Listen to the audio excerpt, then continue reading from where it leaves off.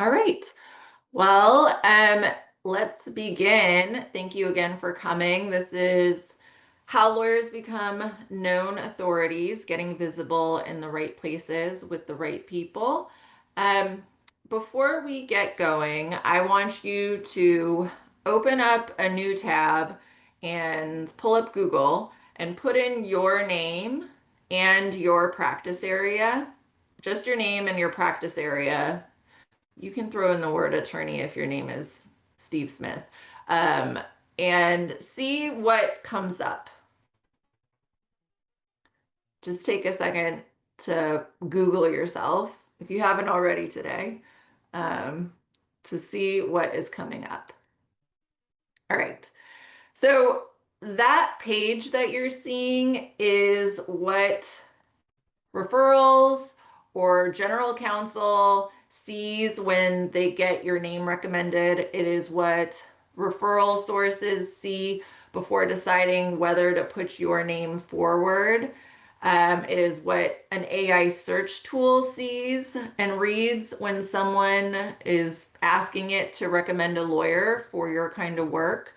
And for some of you, that results page tells a clear and convincing story. For many attorneys, it doesn't, and the cost of that gap is larger than it ever has been. So I'm Lana Manganiello. I'm the founder of Practice Growth Partner, and I work with lawyers and firms to build practices that attract the kind of work that they really want. And so we'll spend the next 35, 40 minutes or so talking about how you can close that gap.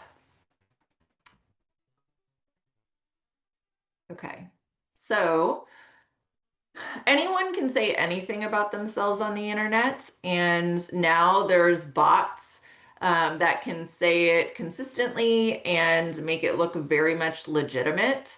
I was experimenting recently with some of the newer AI tools, and I watched what they can produce. And someone can build a law firm website in under an hour now, and on its face, it's as polished and credible as anything from the AmLaw 100. It has compelling headlines, practice area pages, attorney bios, and a blog that is filling itself with competent keyword optimized content on a schedule. So producing that kind of web presence used to require a web agency, a copywriter, months of iteration, a meaningful budget, and that investment functioned as a filter. So a thoughtful, well-built web presence signaled that a firm was serious, and you can see the real effort behind it, and now that filter is gone. But the internet remains the primary research tool for anyone evaluating a lawyer. Um, and it is filled with credible looking claims of expertise that took an afternoon to manufacture. All right. So every prospect, every referral source, every search engine now faces the same question. How do you tell the difference between real expertise and a well-assembled imitation of it? And the answer is that self-published claims can no longer carry the weight. What cannot be manufactured is a body of work that has been evaluated by other people. It has been published by serious outlets, recognized by real organizations, and documented in enough detail that it holds up to scrutiny. That is demonstrated authority, and we will cover why it matters more right now than ever, how to decide where to build it and with whom, and the specific mechanisms that can create it. And you'll leave with an action item that you can complete this week that will move you closer to your goals. So if you have questions, you can put them in the chat and I'll do my best to answer them, and we'll just get going. All right. So I wanted to start off telling you about a client of ours because I think her story illustrates the stakes better than any framework could. So Nancy is a Harvard graduate, Harvard Law. She spent more than 25 years doing insurance company defense work at a very high level. Her team regarded her as exceptional, and the few large clients whose matters she handled were very well served for decades. She always worked alongside a relationship partner who owned the client connections, and the arrangement worked up until it didn't. Um, the firm's rainmaker retired, the the main rainmaker. The firm merged, and Nancy, at 55 years old, needed to originate work for the first time in her career. So when the market looked her up, the only thing they could find was a very thin bio. There was no published writing, no speaking history, no leadership roles, no documented matters. She had 25 years of genuinely excellent work um, that existed entirely in the memories of a small group of colleagues and a relationship partner who was no longer there to vouch for her. And the people who knew her work admired it, but the people who might hire her had no way of knowing about it. So we worked with Nancy to build her visibility and establish her reputation in the market so she could originate for the first time.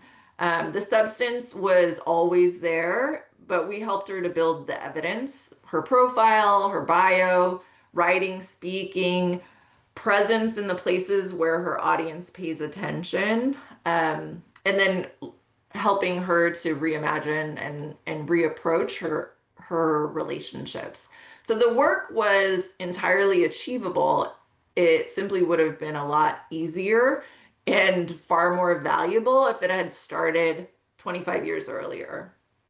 So I have seen Nancy's pattern many times, and it often surfaces for attorneys that are later in their careers, and it comes up at the most vulnerable possible moment. And every attorney that we work with in this situation is skilled, but the problem comes down to the evidence.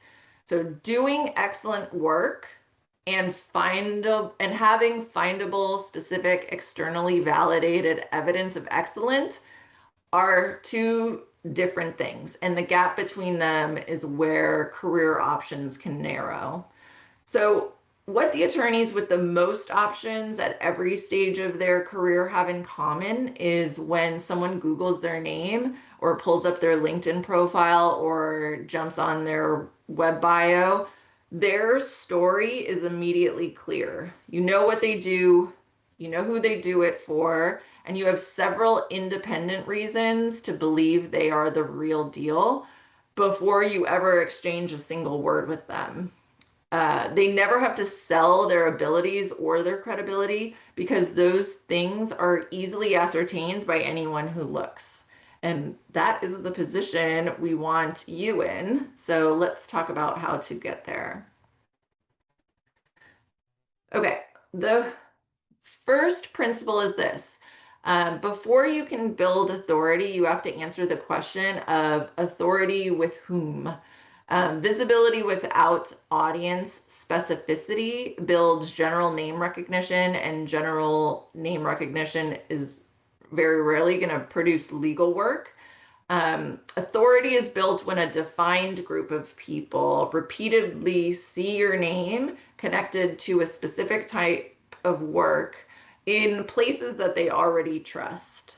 So there are two anchor questions that I want you to think about. First, who needs to think of me when this work arises? Those people might be clients who hire directly. They might be general counsel. They could be other lawyers who refer matters out. They could be accountants, consultants, bankers, or advisors that hear about problems before any lawyer does. In many practices, the audience that refers you is going to be different from the client who hires you, and identifying both is essential. Second, what does that audience believe?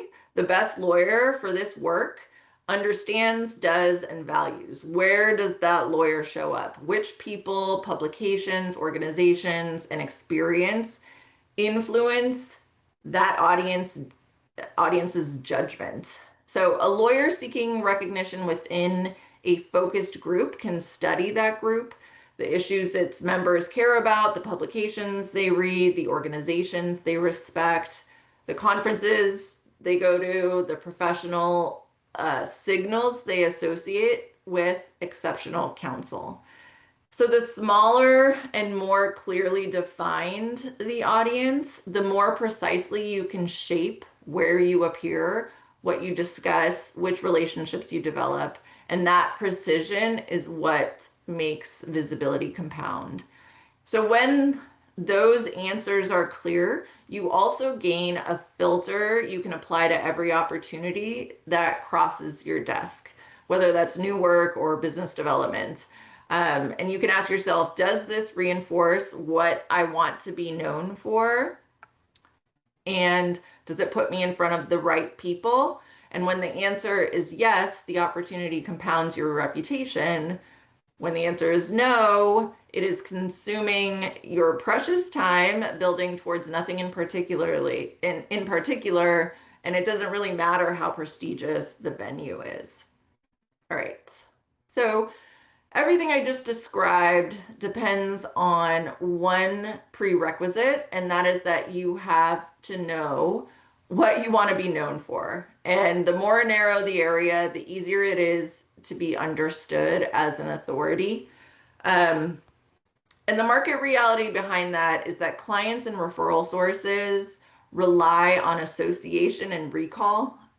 So having a broad description gives the market very little to hold on to. A defined focus gives people something to remember you by, a specific reason to think of you when a specific situation arises. So when you are clearly associated with something, you're easy to remember, you're easy to introduce, and you're much easier to hire. And I've found that prospects are not hiring the best lawyer. They are hiring the one that they thought of first. And a focused market position is what determines whether you are the one that they are thinking of when something arises. So a marketing focus is what you want to be known and referred for over the next 12 months. It is the signal your network uses to identify when to call you. You're choosing what to highlight rather than what to accept. So you're making a strategic choice for the next phase rather than a permanent declaration of what your practice is.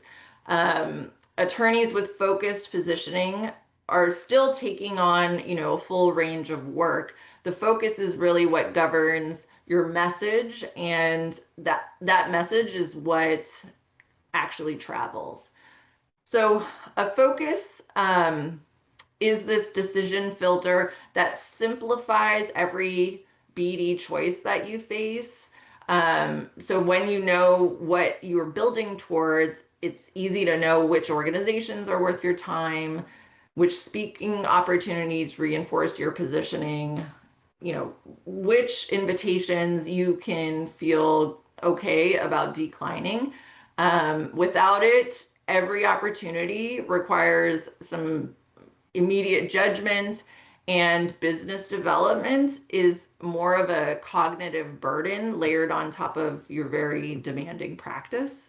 So, choosing a focus is significant work, and some of you have already sat through my speeches on these, the importance here, but we have 2 free resources for anyone who has not yet done that work.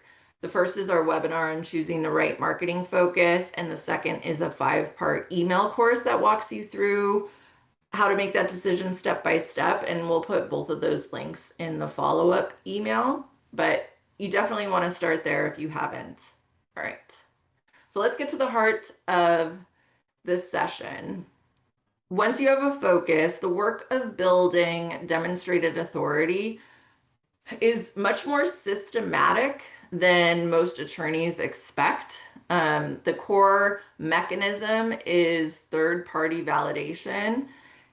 Again, in this market where everyone can claim expertise, this third-party validation is what separates a claim from a credential.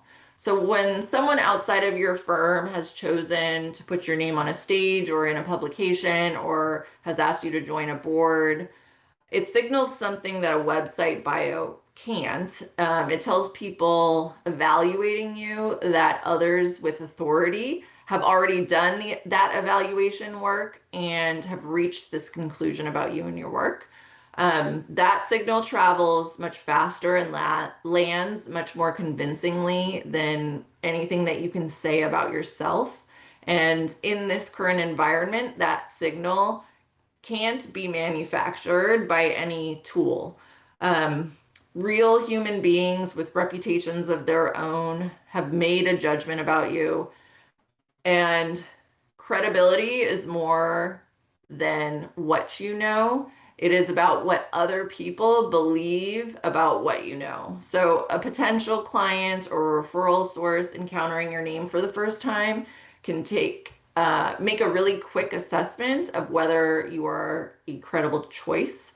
Third, third party validation accelerates that assessment in your favor and it compounds over time. So every article, every panel, every leadership role adds another data point connecting your name to your focus area, and the people who see those signals repeatedly begin to internalize that association.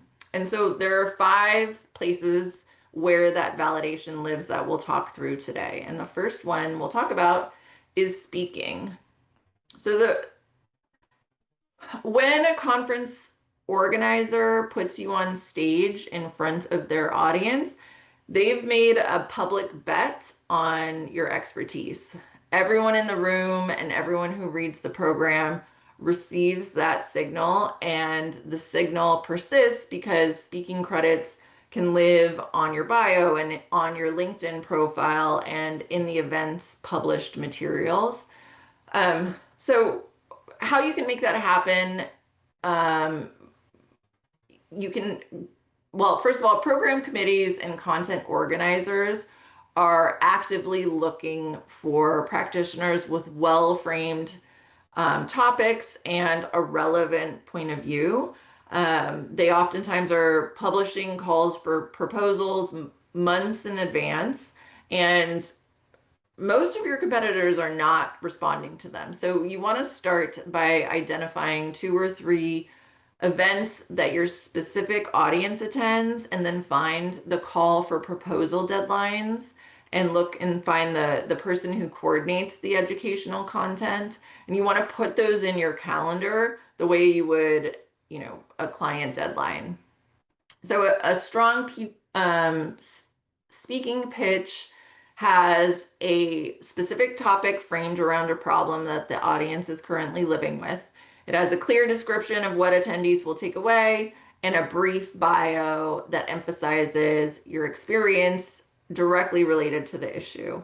So committees are going to choose sessions that have a topic that feels urgent and the speaker feels credible. So if kind of hearing this, it feels like a keynote or a solo session at a conference feels out of reach in the next 12 months. There are other accessible entry points that carry very real validation.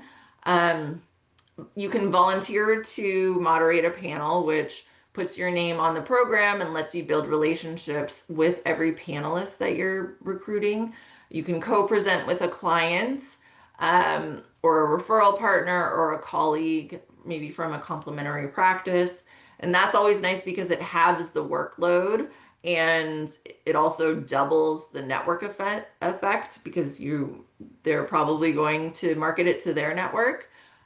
You can present a CLE through your bar association or an educational program, or you could put together a webinar through an industry group or a professional association.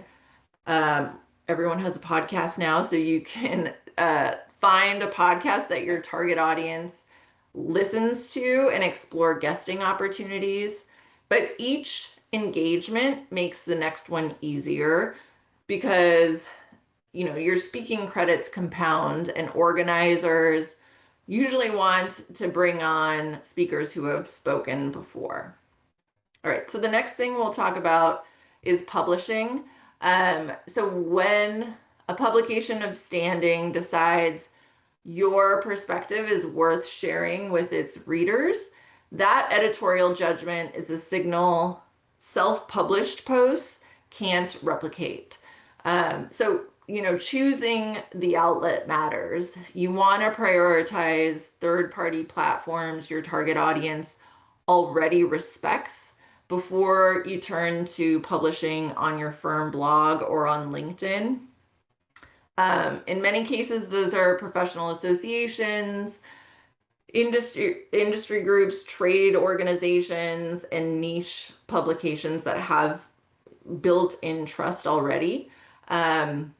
Association newsletters and member updates oftentimes can carry more weight with a specific audience than a broad public platform. And writing can easily be repurposed. If your audience includes other lawyers, a piece in Law 360 or Bloomberg Law or a bar journal establishes authority within the profession. And then from there, you can adapt that same content for an industry publication that your clients actually read. The attorneys that I work with that put together one really good, well-researched article can give us enough raw material for a year of visibility. So we can put together from that article a LinkedIn post series or a CLE proposal, a panel pitch, a client alerts, make shorter versions for association newsletters.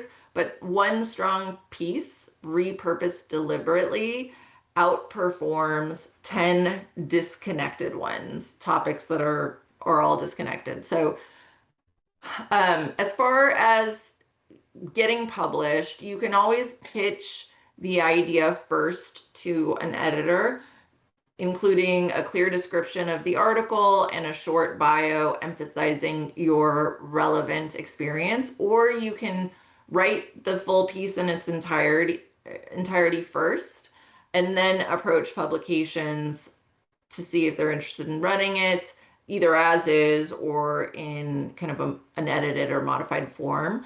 Both approaches work. Editors need contributors, and the barrier to entry is usually just a well-framed pitch and some follow-through. Co-authoring is another underused path. Writing with a client or a referral partner or a colleague, like speaking, it deepens the relationship, and you can do it strategically so it elevates your credibility and then also puts your name in front of their audience at the same time. All right. So the third area we'll discuss is leadership within organizations and associations. Holding a meaningful role in a respected organization, whether you're a committee chair or in a working group or sitting in a board seat, requires other people to have evaluated you and decided that you belong there. And that form of validation becomes harder to fake as all of this stuff that we can produce gets louder. And that form of validation deepens as your involvement grows. So one of the principles that I hold firmly with my clients looking at organizations and associations is you have to really care about the organizations you join. The mission has to matter to you.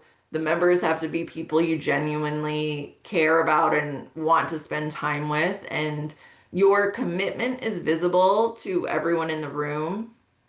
And your contributions are better when the work interests you. And the relationships that form around shared purpose are going to be the ones that last.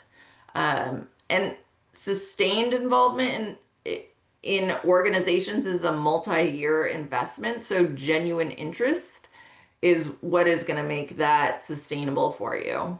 So um, when the organization aligns with your marketing focus, the role itself communicates your positioning before you say a word. So consider, an employment lawyer who serves on the board of SHRM, um, and that's a human resources organization. So she is in sustained contact with the HR professionals who encounter workplace issues first and decide which lawyers get the call. And every member who sees her name on that board understands that the HR community has evaluated her and has chosen to keep her close. A corporate lawyer who represents surf and skate companies. I'm located in Southern California, so that happens. Uh, can serve on one of the Surfrider Foundation chapters, and he's demonstrating authentic commitment to the community his clients build their brands around, and he's building relationships with the founders, executives, and investors in that industry in a setting where trust forms naturally. Another example is a family law attorney that is based on or has focused her practice around surrogacy and assisted reproduction, who sits on the board of Resolve, which is the National Infertility Association. Her board service signals to intended parents, fertility clinics, referring professionals that she is committed to this community well beyond billable work. So in each case that I just mentioned, the board seat does double duty where it's validating the lawyer's standing and it places them in sustained, meaningful contact with the exact people who hire and refer them.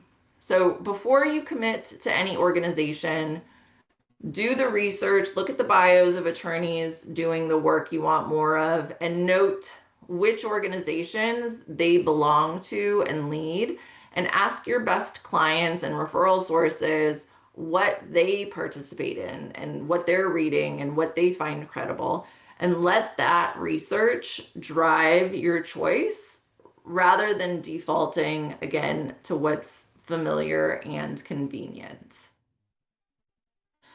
All right, the fourth category we'll talk about is awards and recognitions.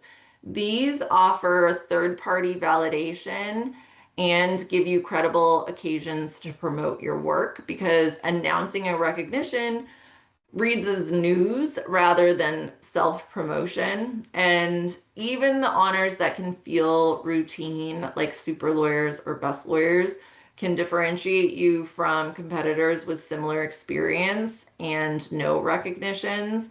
Both super lawyers and best lawyers are not pay to play. I think some people think that they are. They will take your money, don't get me wrong. You can pay to be involved in those organizations, but submitting is free and being recognized is free. Again, when a process. Yeah, it's a debacle just trying to figure out what to do. So let me. I can return both, but then we gotta wait until the other one becomes available. So I don't know what to do. Doug, you're not on mute. Okay. All right. So, all right. So, when a prospect compares two bios and one carries recognitions while the other one doesn't, the recognized attorney can be, starting out ahead. Again, many of these are free to submit for, including chambers, and your local business journals are often featuring lawyers and industry leaders and community contributors. And it's important to look at recognitions specific to your niche, because they're especially powerful in that they reinforce the exact association that you're trying to build. Again, treat this as an annual process by identifying 2 or 3 programs you think are worth pursuing, and pay attention to the eligibility requirements and the deadlines, and put them in your calendar. Um, and then when you win, make sure that the recognition is in your bio, it's in your LinkedIn profile. You make some kind of announcements because you want to get as much juice out of that effort as possible. All right. So lastly, we'll talk about representative matters, because this is one of the most important things. And it is what ties everything together. And I mean very specific, verifiable work that demonstrates judgment, it demonstrates the stakes and the outcome, and it's where people can actually find it. So 2 descriptions of the same work. The first one reads, represents insurers in complex coverage litigation. The second reads, defended a national property insurer in a 9-figure bad faith action arising from catastrophic wildfire claims, securing summary judgment after 2 years of coordinated discovery across 4 related matters. So the first one is telling a prospect very little. The second demonstrates the stakes that you operated at, the role you played, the results you delivered, and it lets a reader determine in seconds whether your experience maps onto their problem. A lot of my litigators or family law attorneys are concerned about confidentiality, and it's very much solvable. Matters can be described without naming clients, by just using the industry, things like the company scale and the matter type, so that there is specificity without those identifying components. And you want to choose matters that demonstrate your depth of focus rather than simply the biggest names or the most recent files. And you want to write them in language that reinforces the story you want associated with your name. You want people who are reading your rep matters to be able to tell what kind of lawyer you are and what kind of work you want more of. You want them to see themselves in your matter. And please do not include matters that you never want to do again. I feel like sometimes this exercise of creating a list of rep matters is used as like, let's put everything I've ever done on here, including the things that I would not want to do again. So this is a marketing exercise. So leave off anything that doesn't excite you, or leave out the parts that don't excite you, and focus on the components of the matter that are the pieces that you'd like to replicate again. All right, all 5 of these mechanisms feed into one destination, and that's where people go to evaluate you. And that's going to be your bio, your LinkedIn profile, and the search engine results, including the online profiles where validation becomes visible. And so they deserve very deliberate construction, and consistency across these platforms matter more than a lot of attorneys realize. And now it matters more because of the machines involved and the robots. AI search systems categorize lawyers by clarity of positioning, and they cross-reference your bio and your practice page and your published work with external mentions. And so when all of it is telling the same story, both human beings and the algorithm can confidently connect you to your focus. But when they're saying different things, that signal is going to scatter. So that Google exercise that we started the session with, everything we just covered determines what that search engine returns for you. And so one final principle for this section is that being recognized as an authority requires focus and repetition. So it's wise to choose a clear theme for your thought leadership every year and let every article and presentation and post reinforce your reputation on that single topic. Your theme should address a nuanced issue that your ideal clients care about and that you genuinely enjoy exploring. And that topic can be narrow because some of the best thought leadership tackles really advanced issues that only a fraction of your clients face, but because you're demonstrating a command of the most complex version, it leads those clients to assume that you can handle everything else that kind of falls under that umbrella. So when you're seen as the person who brings clarity to the hardest version of their problems, they'll come to you for those easier versions. And then I want to be very clear that demonstrated authority creates the conditions for trust, but it doesn't on its own actually close business, or at least it rarely brings in legal work by itself. A general counsel who reads your article and is impressed still needs a reason and an occasion to reach out. You know, an estate planner who saw you speak is still probably going to refer to a litigator that they already have a relationship with. So authority helps to get your name out there, but relationships is what is required to turn it into business.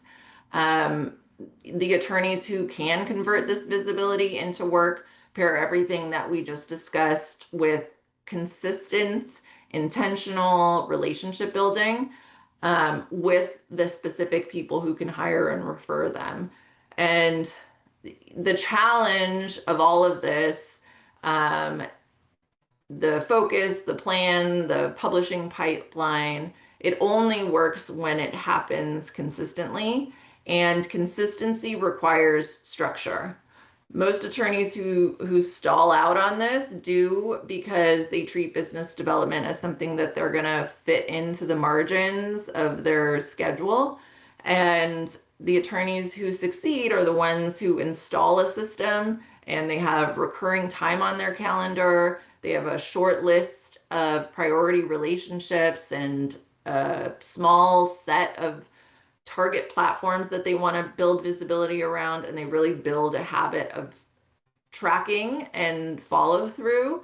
The encouraging news here is that the premise of and is kind of the premise of everything that we do at Practice Growth Partner is that business development is a totally learnable skill, and attorneys who are excellent at it rarely were born with it. They built it deliberately, kind of the same way that they built their legal expertise. So as far as your action item for the week, I want you to identify one visibility opportunity in the right place for your specific audience and take one concrete step towards that. That can be pitching an article, submitting a proposal to speak, doing the research on joining an organization that your target audience respects.